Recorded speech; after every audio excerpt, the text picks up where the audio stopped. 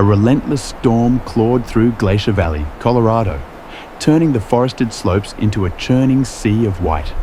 Wind howled through the pines, rattling the shutters of a small wooden cabin perched on a ridge above the frozen lake.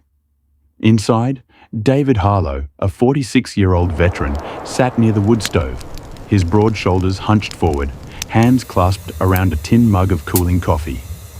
His hair, streaked with grey, was cropped short, and a rough beard shadowed his angular jaw. The war had carved deep lines into his face, marks of sleepless nights and memories he couldn't wash away. He had come to Glacier Valley to find silence, but tonight the silence pressed too hard against his chest, and the wind outside seemed to whisper all the ghosts he'd tried to forget. At David's feet lay Shadow, a 7-year-old German shepherd with a thick silver-grey coat that shimmered against the firelight. The dog was a sentinel, calm, alert, intelligent, and fiercely loyal. Shadow had been a rescue, found starving near an old mine road 2 winters ago. The animal never left David's side since, moving through every storm with the quiet certainty of a creature that trusted only one man. When the blizzard thickened, Shadow's ears twitched, nostrils flaring at something distant.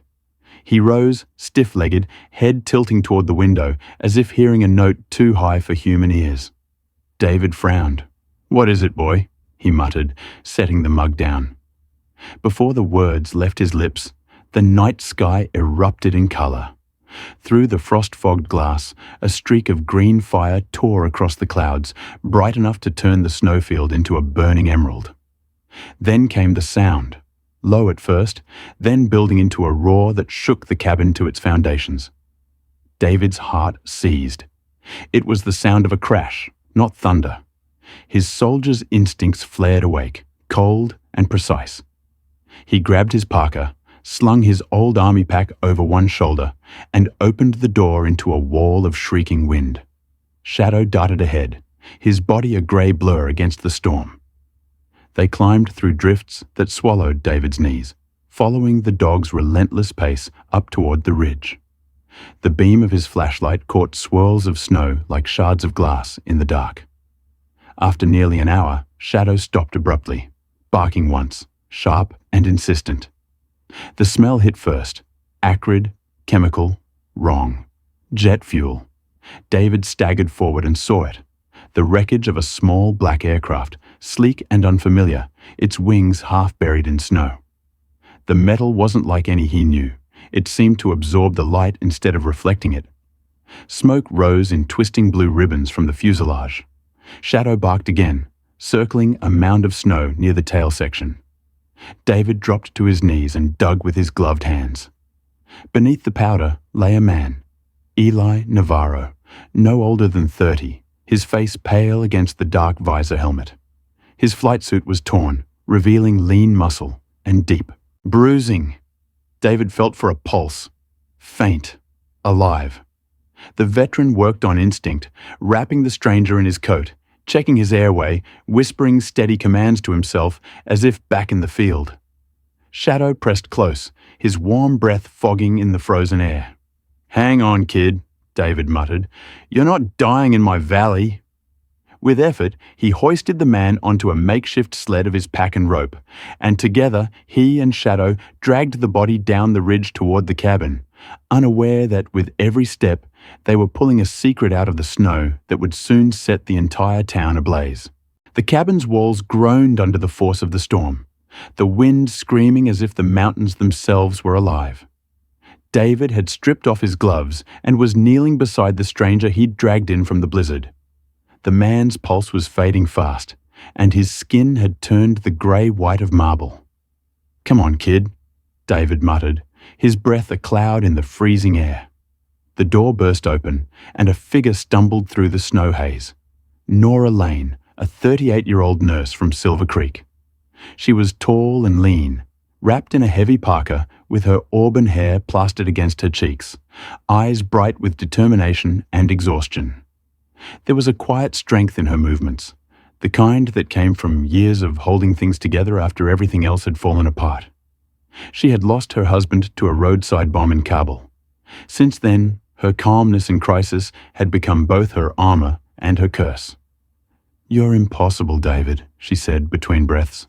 "The radio's dead, the roads are gone, and you drag a dying man into a cabin in the middle of a blizzard." David almost smiled, but didn't. "Couldn't leave him," he said simply. Nora set down her bag and examined the unconscious pilot. Her hands moved fast, clinical, efficient, cutting away the flight suit, checking pupils, pulse, breath. "He's hypothermic," she said. "Pulse weak, but he's fighting. We need heat and fluids." She glanced at David's arm, a faint tremor. "And you need sleep," she added softly. He ignored that. Shadow lay near the hearth, ears twitching with each gust outside, his amber eyes tracking every motion like a sentry. The storm roared for hours before finally easing into a slow, mournful wind. Near dawn, headlights cut through the curtain of snow outside. A truck crawled up the hill, its engine coughing, before stopping near the porch. The door creaked open to reveal Ron Kessler, the former sheriff of Glacier County, now in his 60s but still built like a stone wall. His grey beard was trimmed close, his eyes a pale icy blue that saw too much and forgave too little. Once respected, Kessler had left office after a disastrous rescue mission 5 winters ago when 2 children he tried to save were found too late. Since then, suspicion had become his constant companion. "Heard talk on the scanner," he said gruffly, stamping snow from his boots. "Saw light in the valley? You bring trouble home again, soldier?" His tone carried a mixture of authority and accusation. David straightened. "Found a wreck East Ridge. Jet fuel, composite metal, no markings. This man was alive." Kessler's eyes flicked to Eli, then to Nora. "That's not civilian hardware," he muttered. "Could be foreign tech, surveillance. You shouldn't get involved, Harlow. Let the feds handle it." "There are no feds up here," David said. Kessler lingered by the door, his shadow stretching long across the cabin floor, then, finally left without another word, tires spinning into the storm. Nora exhaled slowly. "He never changes," she whispered. That night, silence returned. Heavy, uneasy. David fed the fire, but his thoughts circled back to Kessler's warning. Outside, the snow had stopped falling. Moonlight glinted off the endless white. Shadow suddenly rose, tail stiff, ears forward. He moved toward the door, nose lifting to the air. A low growl vibrated through his chest. David grabbed his flashlight and opened the door. The wind was calm, but something shimmered faintly under the pine near the crash sled. A metallic box, small, black, faintly pulsing with light beneath the ice. He dug it out, its surface warm despite the cold. "Not now," he muttered, taking it inside. He pried at the latch but found no seam, no hinge, just a smooth casing marked with symbols like circuitry. He hid it beneath a loose board in the woodshed. Hours later, the cabin had gone still again. David sat in his chair, Shadow asleep beside him, the storm finally dying down. Then, a sound. A sharp metallic scrape above, like claws dragging across tin. He froze. Shadow's head snapped up, eyes blazing, a low snarl rising from his throat. David reached for his rifle and glanced at the ceiling. The noise came again, slower this time, deliberate. Someone, or something, was moving on the roof. Morning light broke weakly through the snow clouds, turning the valley into a dim, silver world. Inside the cabin, the fire had burned low, casting long trembling shadows across the floorboards. David sat at the table, his eyes hollow, from a night without sleep. The memory of the noise on the roof still clung to his mind like frost on glass.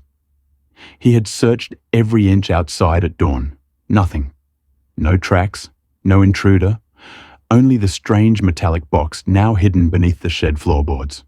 He rubbed his temples, feeling that old tension crawling behind his eyes, the kind that came before panic, before memory. Then Shadow's ears perked. The dog let out a low bark. Through the window, the faint crunch of tires over snow echoed. David stepped outside to see a battered blue pickup pulling up the slope. Behind the wheel sat Finn Harper, a 26-year-old technician from the nearby town of Silver Creek, and one of the few people David still trusted, at least once. Finn climbed out, tall and lean, with a shock of dark blonde hair falling across a freckled forehead. His chin was sharp but smooth-shaven, his green eyes curious and restless, as though they were always hunting for the next challenge. He wore a grey flannel jacket over an oil-stained hoodie, his jeans tucked into scuffed work boots. Finn had grown up in the valley, the son of a miner who'd lost his livelihood when the mines closed. Since then, he'd learned to fix anything with wires or engines. He grinned as he shut the truck door. "Heard your signal went dead," he said. "Figured the storm killed the dish again." His voice was easy, familiar, but his gaze darted towards the cabin door, where Nora was tending to the wounded pilot. "Appreciate it," David said quietly. Finn unpacked his toolkit and climbed onto the roof, muttering about ice build-up. Inside, Nora wiped sweat from her brow. "He's still burning up," she murmured. Eli, the unconscious pilot, stirred, mumbling in a broken mix of English and Spanish. "Aerosol, water, poison, aurora." The word aurora sliced through David like a blade. He crouched closer, but Nora shook her head. "Delirium?" she said softly, though her brow furrowed. Finn's voice called down from the roof, followed by the sound of metal scraping. Wires, bolts, something being pried open. Shadow stood, tail rigid, eyes locked on the ceiling. David frowned. "You okay up there?" "Yeah," Finn replied, too quickly. A few minutes later, Finn stepped back inside, brushing snow from his jacket. "Your satellite's toast," he said. "Could take a few days to replace parts." But his right hand was trembling slightly, and there was a smear of soot on his wrist, like he'd touched something hot. Shadow sniffed his boots, hackles lifting. David poured him coffee, watching. Finn's eyes flicked once toward the storage shed before darting away. "You all right?" David asked. "You look jumpy." Finn forced a smile. "Just cold. Storm's getting worse again." When he left, his breath hung in the air like fog, and his footprints wound down the valley road until the snow swallowed them. What David didn't see was the moment Finn stopped by his truck, pulling from his pocket a small handheld uplink. Military grade, years beyond what a town technician should have. He looked once toward the cabin, hesitated, then snapped a photo of the pilot through the window and another of the woodshed. The device blinked green, sending the images away into the clouds. "Sorry, Dave," he whispered, "but this could change everything." Inside, as the storm thickened again, David sat staring into the fire. A faint dripping sound filled his head. Then a thud, then rotor blades. He flinched, heart racing, hands trembling as the smell of jet fuel and burning sand filled his mind. Shadow moved close, pressing his muzzle against David's hand, grounding him in the warmth of the present. Slowly, the sounds faded. The veteran exhaled shakily, his eyes wet. But something deep inside whispered that the war wasn't done with him yet. And neither was this valley. By the next morning, the storm had thinned to a grey mist. The cabin creaked as sunlight fought through the clouds, scattering weak light across the frost-glazed windows. David poured coffee into a cracked tin cup, his mind heavy with the image of Finn's departing truck. The old satellite screen above the fireplace suddenly flickered, static first, then a fragmented broadcast from the Department of Homeland Security. The logo spun before a cold, official voice filled the room. "Attention all units in northern Colorado. Unidentified armed aircraft downed near Glacier Valley. Pilot presumed hostile. Citizens advised to report any contact immediately." The screen snapped black again, leaving only the crackle of the fire. Nora froze mid-motion, her hands hovering over Eli's bandages. "They're talking about him," she whispered. Eli, half conscious on the couch, shifted and groaned. His face was pale, lips cracked, eyes moving under his lids like someone trapped in a nightmare. David's jaw clenched. "They'll come here," he said quietly. Nora turned toward him, her auburn hair tied in a messy knot, fatigue shadowing her green eyes. "Then we need to move him," she said. Before David could answer, Shadow barked sharply and bolted to the window. Through the drifting snow, a convoy of trucks wound its way up the narrow road. 4 vehicles, headlights glaring. At the front sat Ron Kessler, wrapped in a heavy brown coat, his silver beard stiff with frost. He stood in the truck bed, scanning the ridge through binoculars, his blue eyes glinting like ice. The men with him, rough townsfolk in hunting jackets, clutched rifles nervously, eager but uncertain. Kessler raised his megaphone. "Harlow, step out. We know you're harboring him. You've got 5 minutes before we come in." His voice echoed through the valley like a gunshot. David's pulse hammered. "He's lost his mind," Nora hissed. "He's scared," David replied. "Fear makes people stupid." He checked his rifle but didn't aim it. "We hold here. We're not killing anyone." Nora moved to close the shutters when the power died. The cabin plunged into darkness. The faint hum of the generator faded, followed by silence. "That's not the storm," David said. He rushed to the breaker and found the main cable cut clean. Outside, a shadow darted between trees. It was Finn, his flannel jacket now dusted with snow, face pale and tense. He slipped around the side of the cabin toward the shed, his breath coming fast. In his hands was a small crowbar and a backpack. He pried up the floorboard, revealing the metal box, its faint pulse still glowing. "I'm sorry," he muttered. "I didn't want this." Nora's shout cut through the air from inside. "David!" But it was too late. Finn was already running toward her vehicle. An old white ambulance, its paint chipped and windshield frosted. He yanked the door open, climbed in, and pointed his pistol at her trembling hands. "You're driving," he said. "Now!" David burst through the door just as the engine roared to life. Snow and exhaust swallowed the air. "Finn, don't do this," he shouted. But the ambulance fishtailed down the mountain trail, disappearing into the trees. Above, the first rumble of thunder cracked. Not from the sky, but from the mountain itself. A deep vibration rolled through the ground. Kessler's men shouted, scattering. The slope behind them began to shift. The storm's last breath had loosened the ridge. David saw it forming, a wall of white death tearing down toward them. Without thinking, he sprinted to Kessler, who had fallen near his truck, pinned by snow. He grabbed the older man's arm, dragging him behind a boulder just as the avalanche thundered past, devouring the road, trucks, and everything else in its path. When the roar finally faded, the valley was silent again, buried under an ocean of snow. David looked at Kessler, whose breathing came ragged and harsh. "You just saved my damn life," the old man rasped. David stared down the empty trail where the ambulance had gone. "Don't thank me yet," he said. "Someone's still out there with something we don't understand." Night fell heavy over the mountains, turning Glacier Valley into a black ocean of snow and silence. The avalanche had sealed every road behind them, and the wind carried a strange stillness, as if the entire valley was holding its breath. David stood beside the wreck of Kessler's truck, the engine half buried in ice, his breath misting in the cold air. Beside him, Shadow's fur bristled as he sniffed the wind, nose twitching toward the west. The dog gave a short bark, anxious, insistent. David adjusted his rifle strap, his muscles aching, his coat stiff with frost. "He's heading toward the old power station," he murmured, remembering Finn's words about signal interference. Kessler, leaning heavily on a broken branch as a crutch, coughed and spat blood into the snow. His face, carved with lines of exhaustion, was pale under his frost-streaked beard. "You should have left me," he rasped, his icy blue eyes burning with the last embers of pride. "Not my way," David said, tightening his gloves.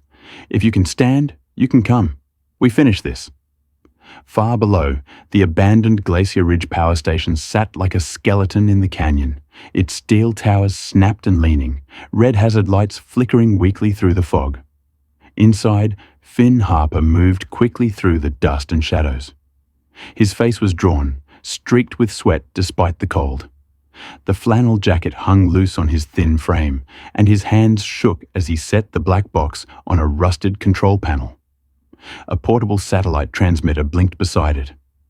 "Come on, connect," he muttered. Static hissed through his earpiece, then a deep voice crackled through the speaker. "We see your signal, Mr. Harper. Do you have the package?" Finn swallowed. "Yes, but I want proof you'll pay. Half now, half when it's verified." "You'll get nothing until we see results," the voice replied coldly. He opened the box. Inside was a metallic data chip the size of a thumbnail, glowing faintly blue. He slotted it into a port on the terminal.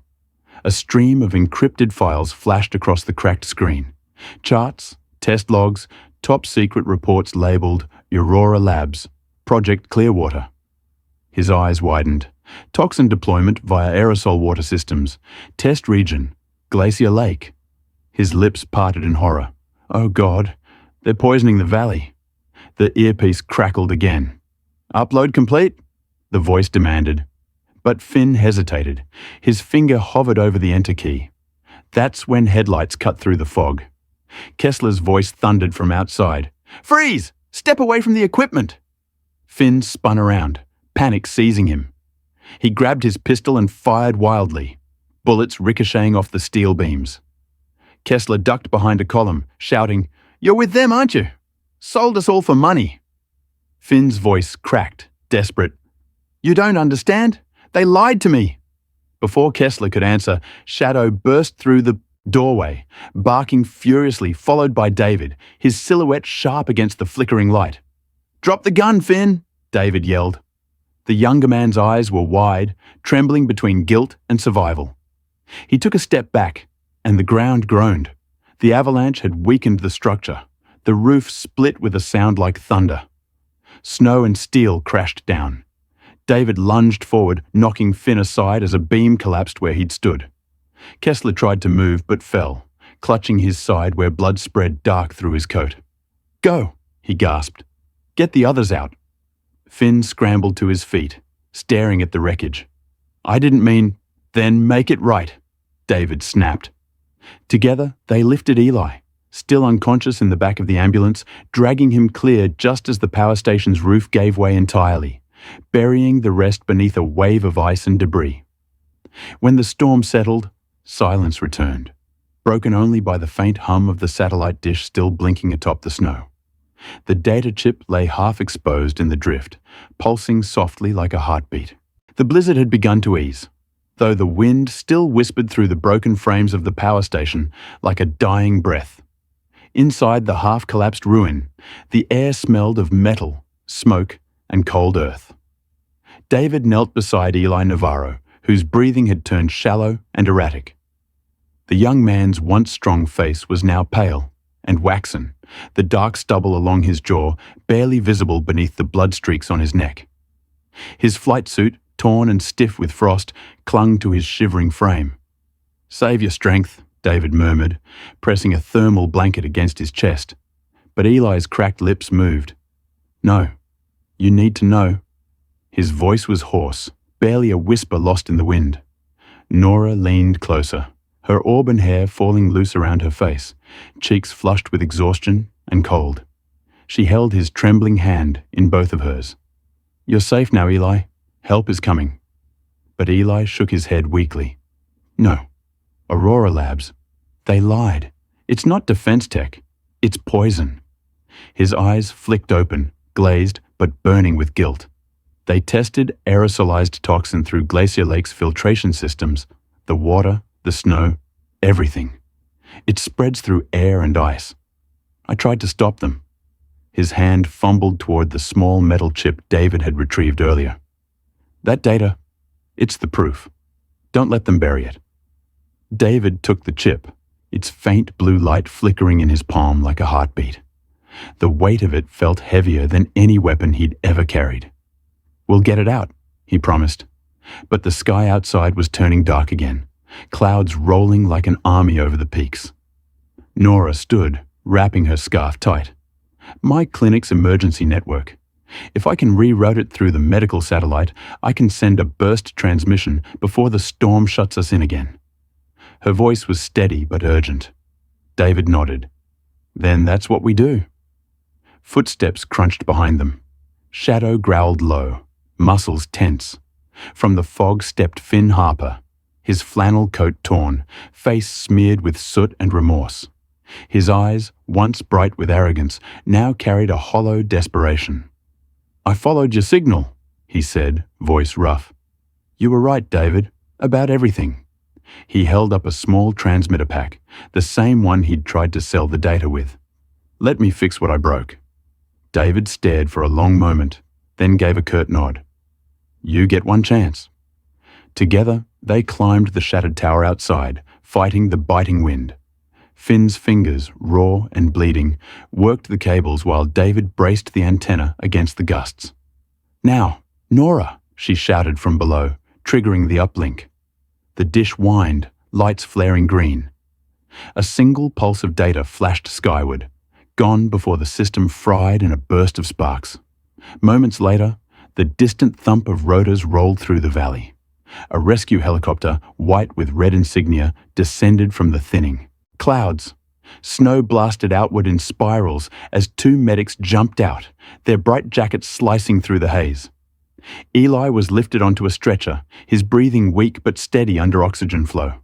Nora turned, tears streaking down her wind-burned cheeks, and threw her arms around David. His coat was soaked with ice, his face etched with fatigue. But for the first time, the haunted look in his eyes began to fade. Above them, dawn was breaking through the storm, thin rays of light piercing the frozen air.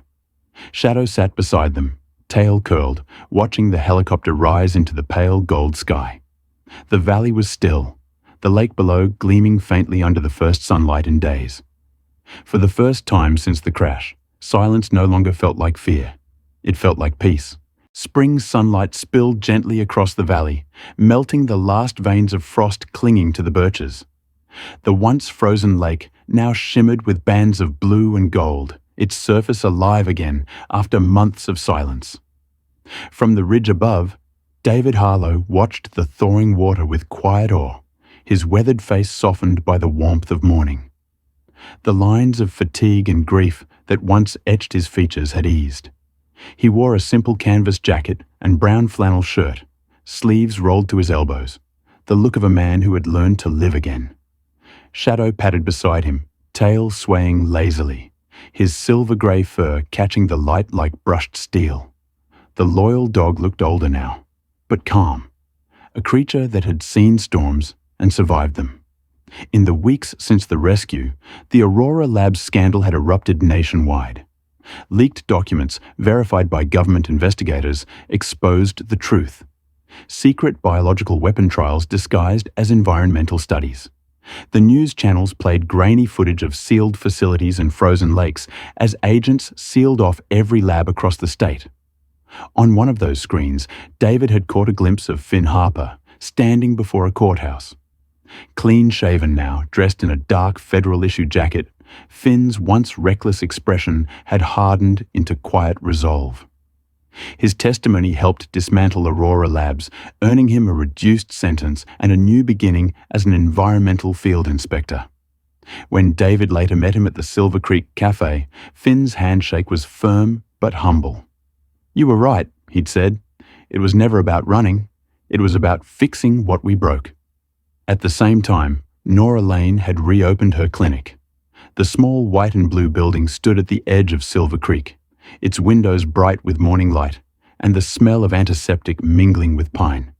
She had short hair now, a copper-red bob that brushed her shoulders, and wore soft grey scrubs, the sleeves rolled up past lean, freckled arms. The town's donations and a federal grant had revived her dream. Inside, a new sign hung above the front desk. Silver Creek Wellness, for veterans and families. Every week she hosted therapy circles for PTSD survivors and counseling sessions for children still struggling after the long winter. David had become one of her volunteers, teaching breathing techniques and walking therapy along the lakeshore. The sessions helped others, but more than he'd admit, they helped him most. The town held a memorial for Ron Kessler, the former sheriff. His photo stood by the flagpole, his name engraved on a plaque that read, died protecting the citizens of Glacier County. David and Nora stood at the back of the crowd, saying nothing. They knew the truth, that Kessler had died not as a hero of war, but as a man who finally chose to do one decent thing when it mattered. When the speeches ended, Nora placed a white lily at the base of the memorial and whispered, "Rest easy." Now, as morning deepened, David and Nora walked the lakeshore in silence. Shadow trotted ahead, stopping to sniff the melting ice. The mountains glowed pink in the sunrise, the world renewed. Nora slipped her hand into David's, her touch warm despite the chill. "Do you ever think," she asked softly, "that peace can really last?" David smiled faintly, eyes on the horizon. "Maybe not forever," he said, "but long enough to start again." Above them, the reflection of light rippled across the melting lake, the valley breathing again, alive with promise. When the storms of life finally clear, we often discover that the miracles we prayed for were not lightning or thunder, but quiet moments of grace hidden in our pain. Sometimes God's mercy doesn't arrive as a rescue, but as strength to endure, as the warmth that melts the ice within our hearts. Like David, Nora, and Shadow, we learn that faith is not the absence of fear. It's the courage to keep walking through the snow, believing the sun will rise again. If this story touched your heart, please share it, leave a comment, and subscribe to the channel. May God bless everyone who watches, protect every soul facing their own winter, and remind us that even in the coldest valleys, His light still shines.